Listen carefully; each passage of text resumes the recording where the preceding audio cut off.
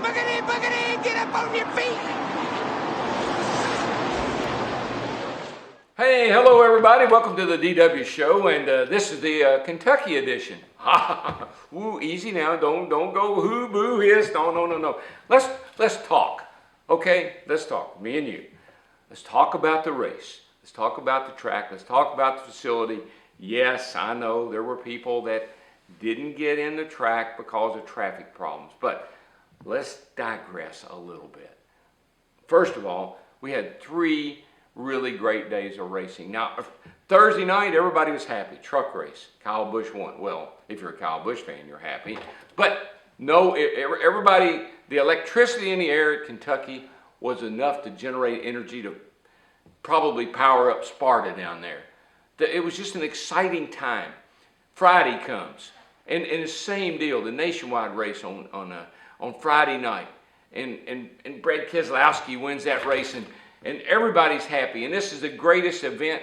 What a great place to be, right here at this Kentucky Speedway. Everybody's happy. And then Sunday comes. Oh, by the way, I forgot about qualifying getting rained out. And I did hate that. My brother put so much energy and effort and worked so hard to get his little race car all fixed up for that race. A Hall of Fame car for his brother.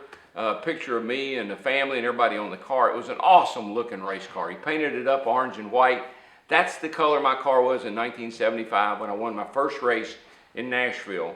And it was orange and white. It was number 17. He's number 15. But anyway, it was a great family tribute. And oh, by the way, for a few of you critics that seem to always find fault in something, Bud Moore had a car. Ryan Newman had a car for Bud Moore at Michigan. David Reagan's going to have a car for Ned Jarrett. So it isn't just about the Waltrip family or about DW getting in the Hall of Fame. It was my turn to have a car. And I don't know if Michael will get to run it again or not. If he does, I'll be thrilled. But if he doesn't, well, at least gave it a great effort. And he would have gotten in the race plenty fast. He was sitting there 4th quick. He'd already out-qualified a bunch of really good cars. And then the rain shower came. So he didn't make the race, and we didn't get to celebrate. But anyway, it's a great effort, and I really appreciate it. But back to the race. So Thursday night, exciting. Friday night, exciting. Saturday comes. It's a beautiful day. Fans everywhere. I mean, I went around to the speed stage or around to where the car was in front of the Aaron's display. I never saw so many race fans. And we're talking hours before the race. And you know what I found out? You'll find this interesting, I think. A lot of people came to that racetrack. They didn't even buy a ticket. They only came for the festivities. They only came to hang out because they heard about what a huge event this was going to be, and they wanted to be a part of it. And so there were a lot of people there early on that didn't even intend to stay for the race. They just came for all the fun and excitement because I'm sure, like me and you and everybody else, they heard about what an incredible event it was. So the race starts, as time goes by on Saturday, we start to hear about some traffic issues. And let me explain something. The traffic issues are like a stopped up drain. You know, if you got a drain in your sink in your house, and the drain starts to get a little clogged, and the water starts slowing down a little bit and starts slowing down a little bit. It's still going down, but it's taking longer and longer. And pretty soon the thing locks up. And all of a sudden it starts backing up, and pretty soon it's overflowed. You got a mess, you got to call a plumber. It's kind of what happened at Kentucky. There's plenty of blame to go around. I'm not, please don't think I'm diminishing what happened to the people that didn't get to come to the race or didn't get in the race. It's set in traffic. I totally am crushed by that happening because it was so unexpected. The Speedway, we've had 70,000 people there before and handled it just fine.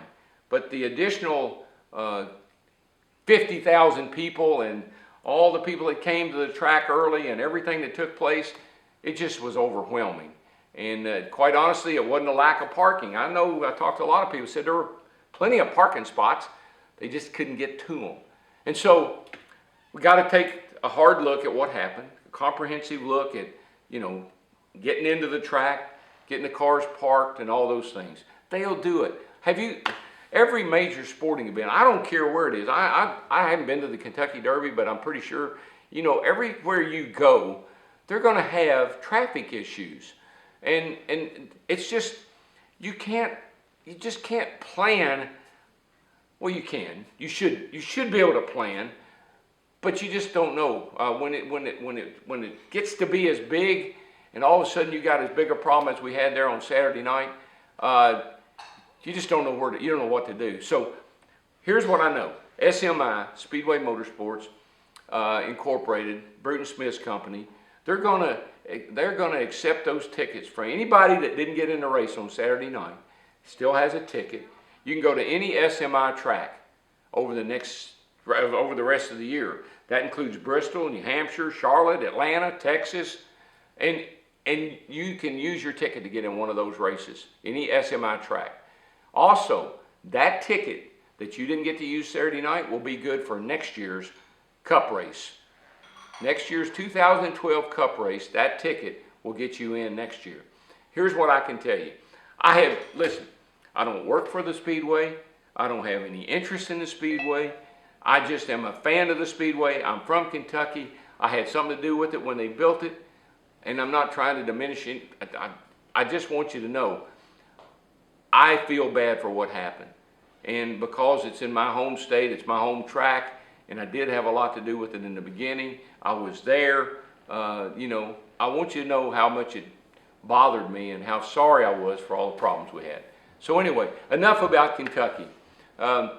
If you want to go behind the scenes and see some of the things that I did while I was in Kentucky, you can go to my Facebook page. You can go to YouTube, which, hey, that's where we are now. You're already here. And you can see some of the things I did behind the scenes. There's great pictures. There's even a video. Remember on Speed on Saturday afternoon, they had a Hometown Hero. That show was on Saturday afternoon at 3 o'clock. Hope you got to see that. Again, so many good things happen, but to have it all overshadowed by that traffic problem, and I'm crushed by that, and I'm sorry it happened. A little bit about the race. The traffic's just, again, it just kind of took center stage. Kyle Busch, he had 3 great nights of racing. You know, he won on Thursday night in the truck. He finished third Friday night in the Nationwide car, and of course he dominated the race on Saturday night in the Cup Series. And guess what he did on Sunday? Did he take the day off?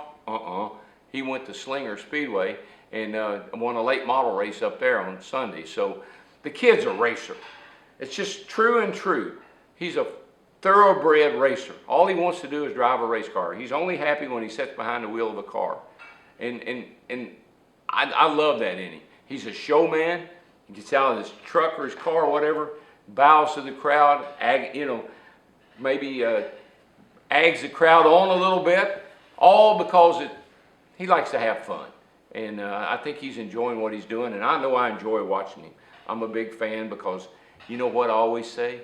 You can be a part of the show or you can be the show. And most every week, he is the show.